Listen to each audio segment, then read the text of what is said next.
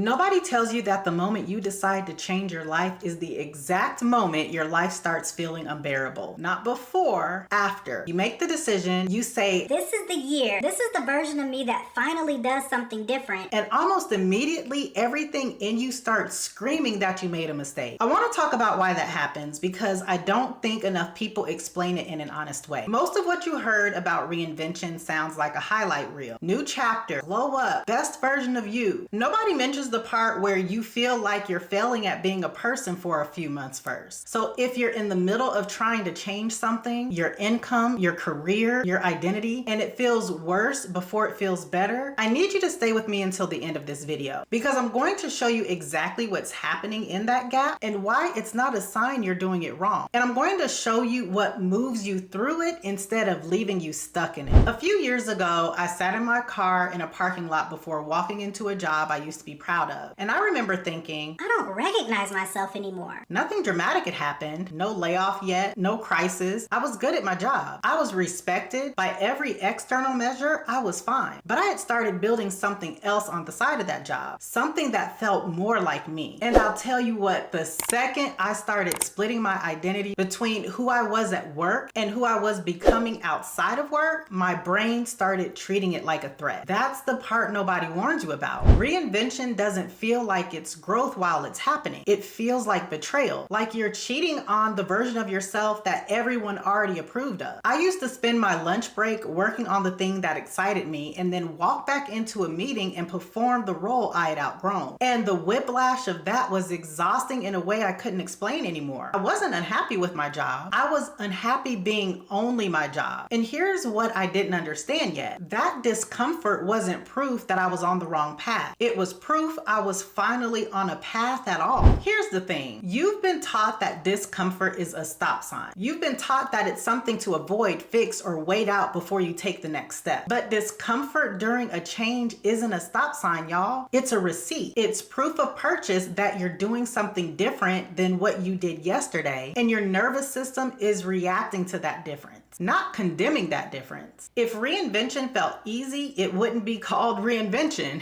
It would just be a slightly different Tuesday. Your brain's entire job is to keep you alive, not keep you fulfilled. Your brain cannot tell the difference between you starting a new income stream and you walking into real physical danger because both of those register as unfamiliar. Both get flagged as risk. So it floods your body with doubt, hesitation, and second guessing. That flood has nothing to do with whether or not you made a sound decision. It's purely a reaction to unfamiliarity. Familiar feels safe to your nervous system even when familiar is the exact thing that's draining you. That's the shift right there. Stop waiting to feel ready before you believe this is right for you. Readiness was never going to arrive first. Clarity comes from moving, not from waiting until the fear quiets down. This is usually the moment something starts to loosen in a woman's chest because she realizes she hasn't been doing reinvention wrong. She's just never been told what this feels like while it's working. Now, I want to get a little bit more specific here because vague encouragement doesn't pay your bills and it doesn't keep this discomfort from feeling like proof you should quit. Here's what's true. Your job was never meant to be your only plan. Your job isn't bad and you don't need to quit tomorrow. The issue runs deeper than that. One source of income controlled entirely by someone else's budget, someone else's leadership decisions, and someone else's bad quarter, that was never a stable enough place to build your entire sense of safety on. I know you felt that vulnerability even if you've never said it out loud to anyone. I'm talking about the awareness that your entire financial life depends on one decision you don't get to make. That's not a personal failure, that's just math. And it's the exact reason so many women start feeling restless right around the time everything on paper looks great. You're not ungrateful for what you have. You're sensing that what you have isn't the same thing as what you need. So let's talk about where that second stream of income comes from, because this is where most women get stuck before they even start. They assume building something else means inventing something new. You think you have to learn a whole new different skill set. You believe it means becoming a different person with a different resume. It doesn't. The thing you already know how to do, the thing you've been competently doing for years, possibly so long that you stopped noticing it's a skill at all, that's very often the most natural place to start. That doesn't mean you have to coach. Coaching isn't the only plan, but it is one of the most accessible ones because it doesn't ask you to have a huge audience or a certification or a perfect personal brand before you're allowed to start. Coaching asks you to know something other women need help with, and it asks you to be willing to structure it clearly enough that someone can pay you for it. But most women get this backwards though, because they think credentials come first or an audience has to exist first, and neither of those things determines whether or not you can help someone and get paid for it. Structure does. Clarity does. A woman who can explain her own knowledge in a way someone else can follow is already further along than she thinks, even if she's never once called herself an expert. That gap between knowing something and being paid for it isn't a skills problem most of the time at all. It's a translation problem. You know more than you give yourself credit for, and the only thing standing between that knowledge and a paying client is whether or not it's organized enough for someone else to follow and trust it. If any of what I'm saying is resonating with you even just a little, even if you're not sure exactly what you teach yet, I want you to drop the word income down in the comments. I built a free training that walks you through exactly what makes your skills sellable. I deep dive into what most women get wrong when they try to start, and I talk about why structure matters more than credentials or a big following ever will. So comment income down below and I'll make sure I get you all the details. And keep watching, because what I'm about to say next is the piece that decides whether or not any of this turns into income or just stays a nice idea you had this year. Here's the part about all this that most people skip. Knowing you should build something else and actually building it are two completely different timelines. And this is where most women lose months, sometimes years. It's rarely about laziness though. It's almost always about feeling stuck, choosing between two things that both feel necessary. I'm talking about safety and alignment. You don't have to choose between those two things being in conflict forever, but you do have to stop treating your second stream of income as a side someday project. You'll have to stop treating it like something you'll get serious about once things calm down, once you have more time, or once you feel more confident. Because the fact of the matter is things don't calm down, and confidence doesn't show up before you take action. Confidence gets built by action. What I see most often is a woman who is incredibly capable in every area of her life except the one where she has to advocate for her own value. She'll negotiate for her team. She'll mentor a coworker through a hard season. She'll solve problems all day, every day for an organization that isn't even hers. But then she'll freeze the second it's time to say, here's what I know, and here's what it's worth. That freeze isn't a personality flaw. It's a permission problem. You've spent so long being valuable inside someone else's system that nobody ever taught you how to build your own. That's not a character issue, y'all. That's a skills gap, and skills gaps are solvable. Multiple streams of income were never a luxury reserved for women with more time or more resources than you. Their safety, real, practical, can't be taken away from you in a restructuring meeting safety. And the version of you who builds that safety doesn't need to be louder, more available, or more certain than she already is. She needs a starting point small enough that can be finished. So let's talk about what that starting point looks like, because I'm not going to leave you with inspiration and no next step, because that's not useful for either one of us. The fastest way to know if a skill is sellable isn't for you to build a brand, a logo, or a perfectly written bio. It's one single client, one single result, and one structure simple enough that you can deliver it this week if you wanted to. That's the entire premise behind something I built called 2K in 2 hours. It's not a course that's going to sit in your inbox. It's a complete walkthrough that helps you identify the skill you already have, structure it into something people will pay for, and price that offer with confidence. I built it this way on purpose because most women don't need 6 more months of research. They need a clear next action and permission to take that action. You already have the skills. What you've been missing is the structure that turns those skills into income. This is not about replacing your job overnight. It's about proving to yourself in 2 focused hours of work that the thing you know how to do has a price tag attached to it and someone is willing to pay for it. Because once you have have that proof, everything starts to change for you. Your hesitation gets quieter. Your next client feels less like a miracle and more like a repeatable process. The thing about it is you don't need permission from anyone else to start charging for what you know. You've been giving this value away for free in performance reviews and favors and unpaid advice for years. Listen, discomfort was never the evidence that you're doing reinvention wrong. It was always the evidence that you're finally doing something that matters enough to feel. Your job can be good and still not be enough. Both of those things can be true at the same time, and admitting that isn't disloyalty, it's awareness. You're allowed to build something else without resenting what you currently have. You're allowed to want more safety than one paycheck can offer without meaning you're ungrateful or unrealistic. You don't need a louder personal brand to start. You don't need a different past to start. You need a structure simple enough to act on this week. And you need to stop waiting for the discomfort to disappear before you trust yourself. Let me tell you something. The discomfort you're feeling isn't going to disappear before you start. It's going to disappear because you started. If you have a skill, if you're in a season of know-how, if you have a thing people already come to you for, I want you to know that all of that has a price tag. Head over to my website at herincomeedit.com/2K to learn more about 2K in 2 hours, or just click the link down in the description. If you're new here, my name is Nick Scott, and I help women turn their existing skills into coaching income, digital products, and online businesses. If this video shifted something for you, I want you to watch this one next because it picks up exactly where this one leaves off. Listen, you don't have to choose between your paycheck and the path to income safety, okay? I'll see you there.